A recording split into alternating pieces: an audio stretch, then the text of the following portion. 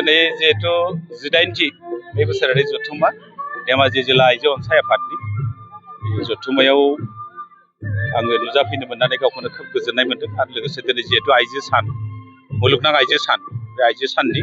आं नोंथांमोननि गासैबो चेनेलनि दारै बयनिसिमबो आं मुलुगनां आइजो साननि गाहाम हामलायनायखौ बावबाय जिहेतु आइजोफोरनि मोनथायफोरखौ रोखा खालामनो आरो आइजोफोरनि जिथु न्याय बेखौ समानै बयखौबो मोनहोनो थाखाय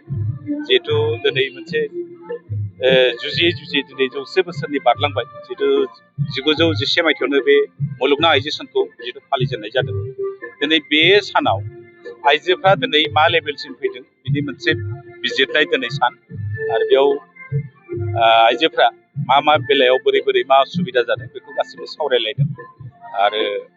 आंखौबो आलासि लिंहरनायखाय आं बिथांमोननिसिम साबायखर बावदों आरो जिहेतु दुलाराय बर' आइजो अनसाय आफादा मोनसे बर' समाजाव मोनसे आलादा जायगा दं बे मोनसे आसामावल' नङा बे सा सानजा भारतावनो मोनसे मख'जाथाव आफाद बियो बर' हारिनि आइजोफोरनि गेजेराव राजखान्थि रांखान्थि थामोनथा समाजारि आरो जिथु गोथे फोथायनायफोरखौ सुस्रांनायनि बेलायाव जिहेतु आइजो आफादा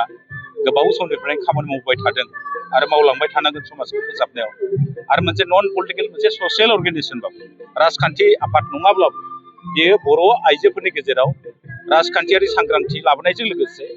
आइजो जिथु सांग्रांथि बुङो बेखौ लाबोनायाव गोबां खामानि मावबोदों आरो मावलांबाय थागोन बेखौ आं हास्थायबाय।